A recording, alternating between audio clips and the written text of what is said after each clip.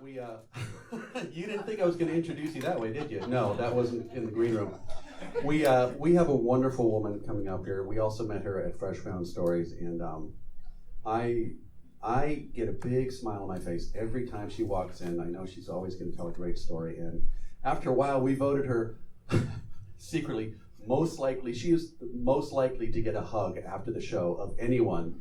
People just want to hug Ginger Chin. So ladies and gentlemen, Ginger Chin right there.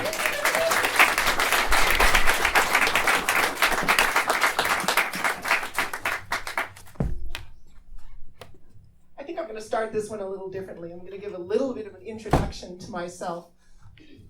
And I'll keep this really brief. I play in a rock band. I'm a really nerdy engineer.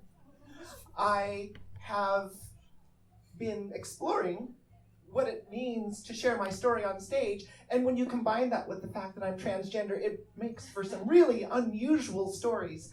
A nerdy, rocking, transgender storyteller.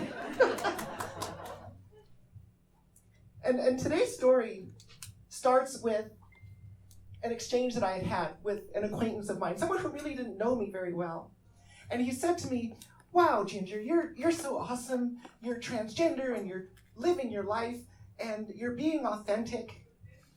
And I had to stop and think about that and ask myself, okay, what do you really know about what it means to me to be authentic? And it's true, I'm doing something very different, but being different doesn't mean it's authentic.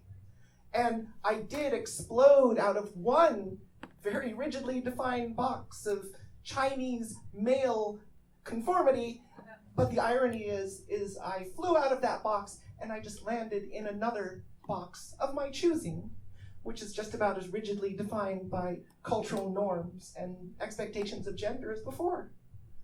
And in my search for authenticity, for who I am, I've tried on just about everything. And I enjoy all the looks I've played with. Sometimes I'm mysteriously Gothic and Victorian.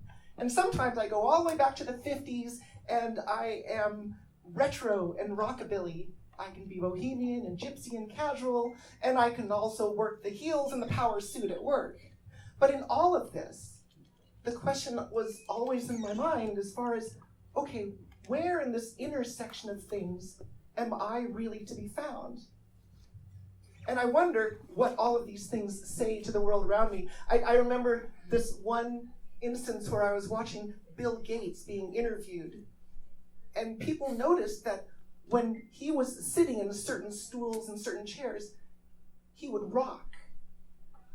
And people were asking the question, okay, is he somewhere on the autism spectrum? Because that's what some autistic people apparently do.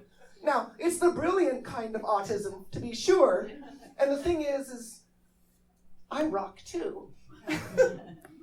And I would certainly like to have some of that amazing whatever it is that Bill Gates has.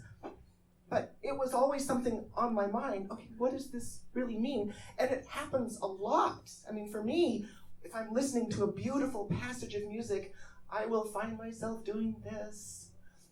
When I volunteered at the Humane Society a while back, one of my jobs was to take care of all the cats in the little kennels in the veterinary center, and I had to visit each one every single day and take care of their food and water and clean their litter box. But the best part of each encounter was my requirement that I had to spend some time playing with each cat. And so we would bat paws and hands, and I would bonk foreheads with them, rub cheeks and purr, and I have a really, really awesome purr, which I will save for another show. But I would rock as I played with the cats. And in another setting, I had gone to this connection camp, and it's a little bit like a baby Burning Man, where everyone leaves their pretenses and their histories at the gate, and you go in not knowing how important anyone is, or how much money they make, or what their jobs are. The idea is you just go there as people and you connect. And during one of the exercises, the facilitator had us just walking around, mingling, smiling at each other. And then she said, choose someone and ask something of them.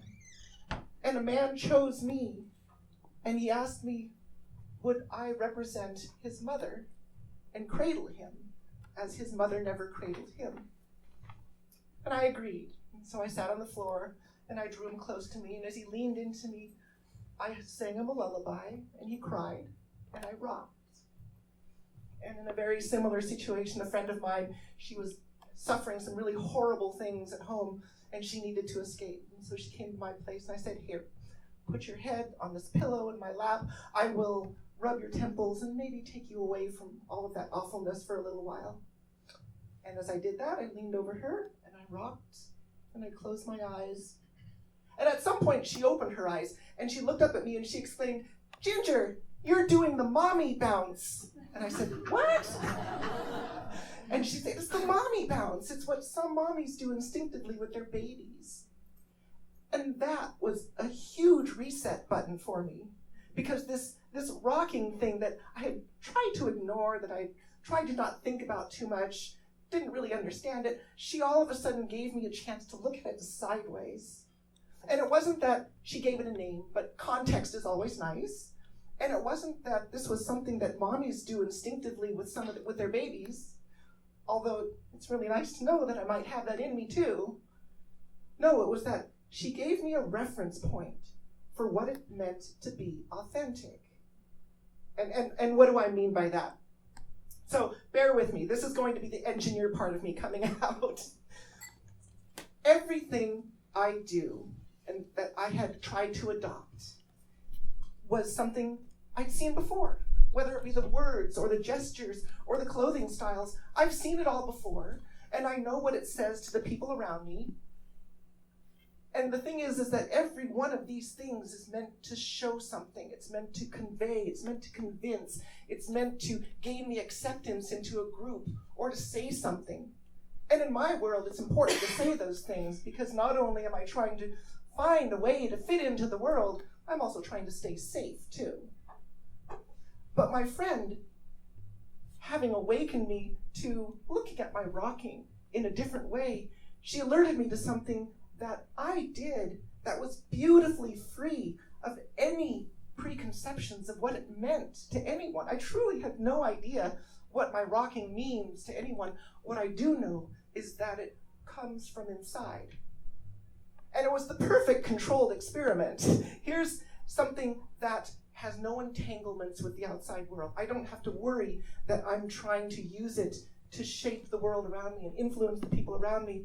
And not having that connection with the outside world, with my rocking, the only place I could look was inside.